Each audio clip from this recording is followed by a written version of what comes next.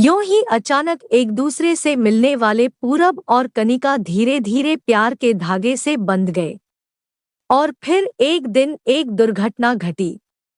शाम को एक नंबर प्लेटफॉर्म की बेंच पर बैठी कनिका गाड़ी आने का इंतजार कर रही थी। तभी कंधे पर बैग टांगे एक हमउम्र लड़का बेंच पर आकर बैठते हुए बोला, क्षमा करें, लगता है आज गाड़ी लेट हो गई है। न बोलना चाहते हुए भी कनिका ने हाँ में सिर हिला उसकी तरफ देखा।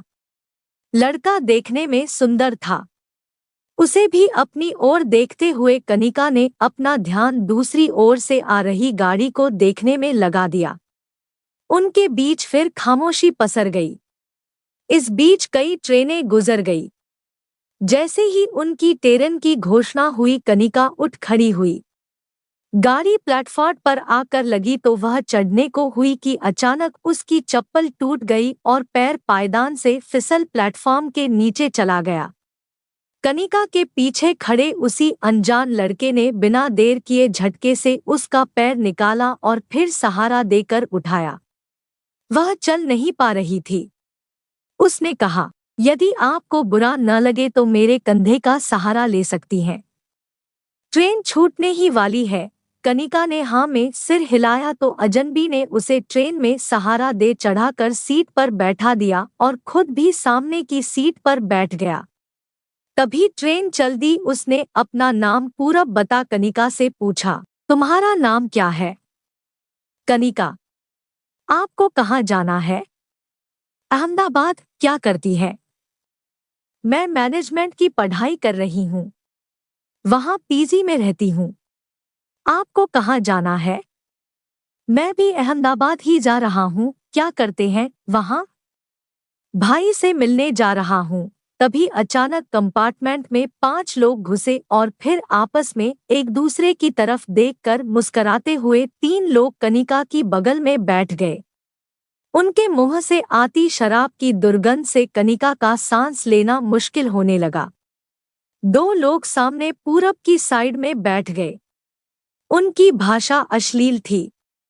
पूरब ने स्थिति को भांप कनिका से कहा, डार्लिंग, तुम्हारे पैर में चोट है। तुम इधर आ जाओ। ऊपर वाली बर्थ पर लेट जाओ। बार बार आने जाने वालों से तुम्हें परेशानी होगी। कनिका स्थिति समझ पूरब की हर बात किसी आज्ञाकारी शिष्य की तरह माने जा रही थी।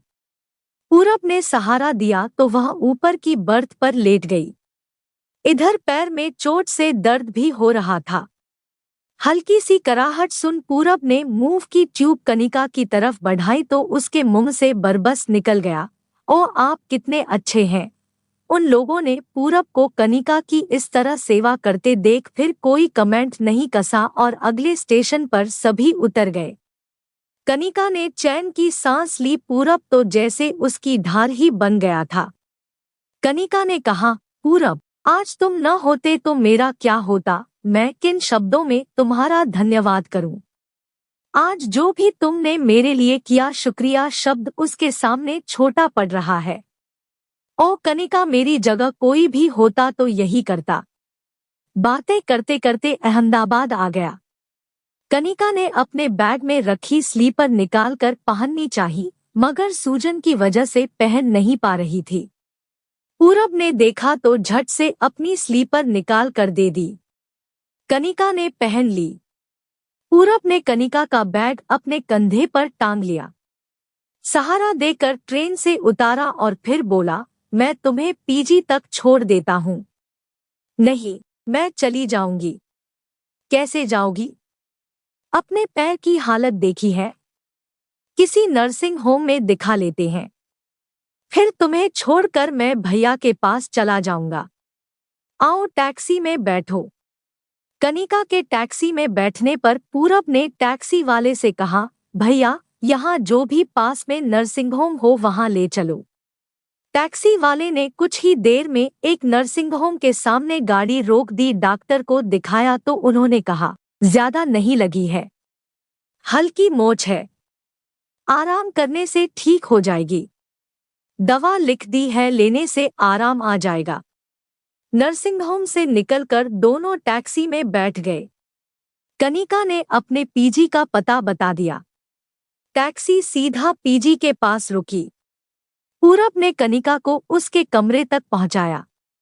फिर जाने लगा तो कनिका ने कहा, बैठिए, कॉफी पी कर जाइएगा।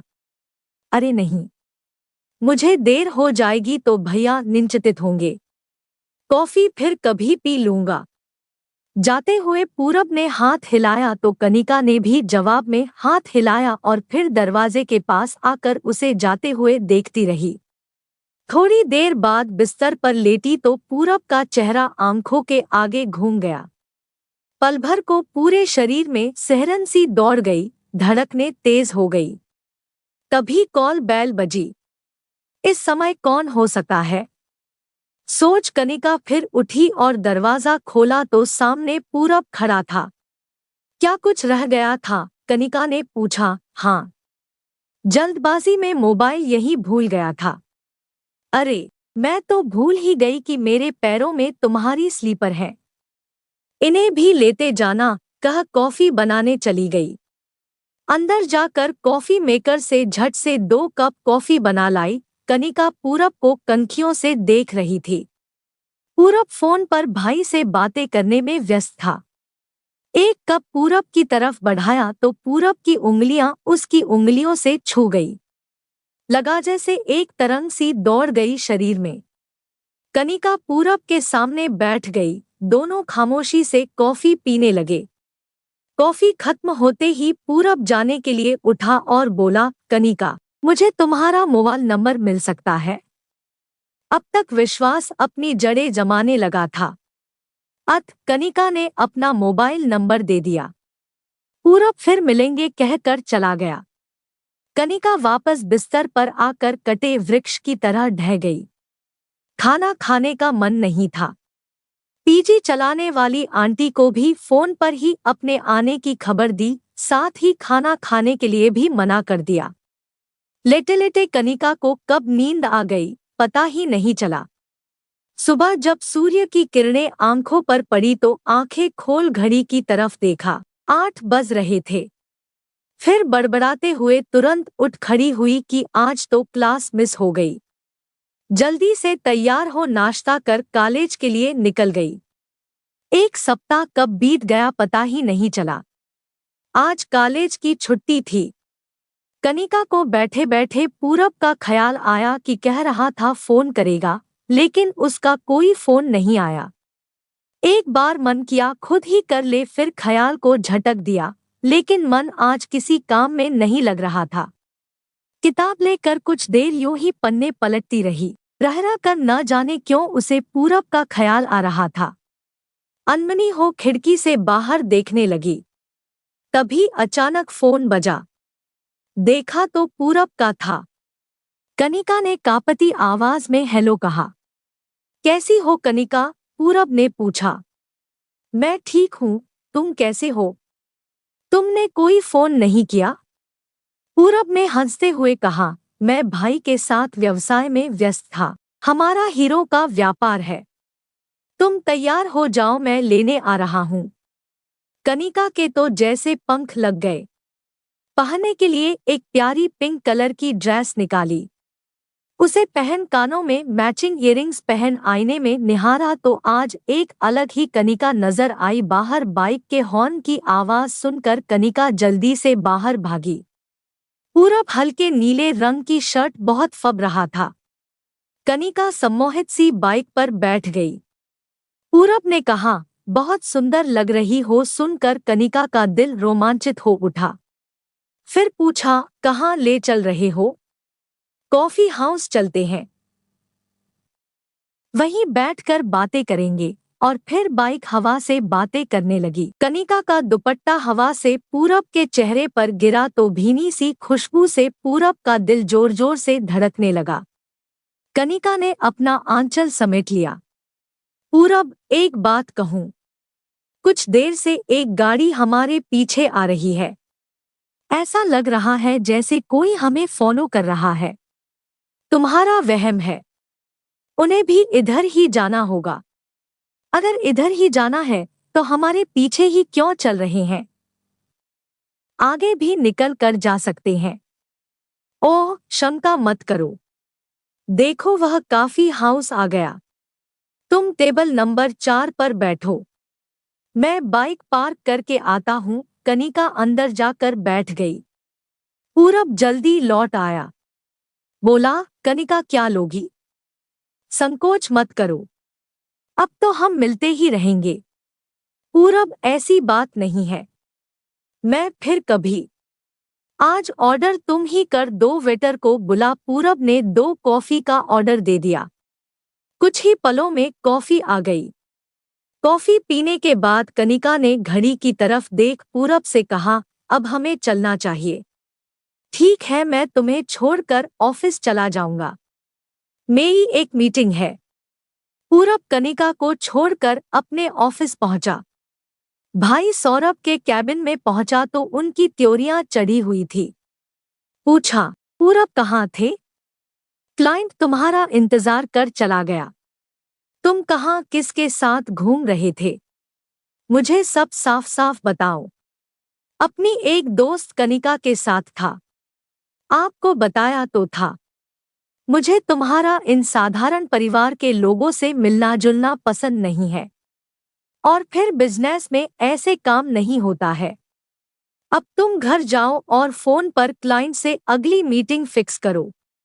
जी भैया। कनिका और पूरब की दोस्ती को 6 महीने बीत गए। मुलाकातें बढ़ती गई। अब दोनों एक दूसरे के काफी नजदीक आ गए थे। एक दिन दोनों घूमने के लिए निकले। तभी पास से एक बाइक पर सवार 3 युवक बगल से गुजरे की अचानक सनसनाती हुई गोली चली जो कनिका की बाह को छूती हुई पूरब की बाह में जा धंसी। कनिका चीखी, गाड़ी रोको। पूरब ने गाड़ी रोक दी। बाह से रक्त की धारा बहने लगी। कनिका घबरा गई। पूरब को सहारा देकर वहीं सड़क के किनारे बाह पर दुपट्टा बांध दिया और फिर मदद के लिए सड़क पर हाथ दिखा गाड़ी रोकने का प्रयास करने लगी। कोई रुकने को तैयार नहीं। तभी कनिका को ख्याल आया। उसने 100 नंबर पर फोन किया। जल्दी पुलिस की गाड़ी पहुंच गई। सबकी मदद से पूरब को अस्पताल में भर्ती करा। पूरब के फोन से उसके भाई को फोन पर सूचना दे दी। डॉक्टर ने कहा कि काफी खून बह चुका है। खून की जरूरत है। कनिका अपना खून देने के लिए तैयार हो गई। ब्लड ग्रुप चेक कराया तो उसका ब्लड ग्रुप मैच कर गया। उसका खून ले लिया गया। तभी बदहवास से पूरब के भाई ने वहां पहुंच डॉक्टर से कहा, किसी भी हालत में मेरे भाई को बचा लीजिए। आपको इस लड़की का धन्यवाद करना चाहिए जो सही समय पर अस्पताल ले आई। अब ये खतरे से बाहर है। सौरभ की आंखों से लगातार आंसू बह रहे थे। जैसे ही पूरब को होश आया सौरभ फफक कर रो पड़ा, भाई मुझे माफ कर दे। मैं पैसे के मद में एक साधारण परिवार की लड़की को तुम्हारे साथ नहीं देख सका और उसे तुम्हारे रास्ते से हमेशा के लिए हटाना चाहा, पर मैं भूल गया था कि पैसे से ऊपर इंसानियत भी कोई चीज है। कनिका मुझे माफ कर दो। पूरब ने तुम्हारे बारे में बताया था कि वह तुम्हें पसंद करता है, लेकिन मैं नहीं चाहता था कि साधारण परिवार की लड़की हमारे घर की बहू बने। आज तुमने मेरे भाई की जान बचाकर मुझ पर बहुत बड़ा एहसान किया। और फिर कनिका का हाथ पूरब के हाथों में देकर बोला, मैं जल्द ही तुम्हारे माता पिता से बात करके दोनों की शादी की बात करता हूँ, कह बाहर निकल गया। पूरब कनिका की ओर देख मुस्कुराते हुए बोला, कनिका अब हम सह्याद्री से जीवन साथी बनने जा रहे हैं। यह सुन कनिका का चेहरा शर्म से लाल हो गया।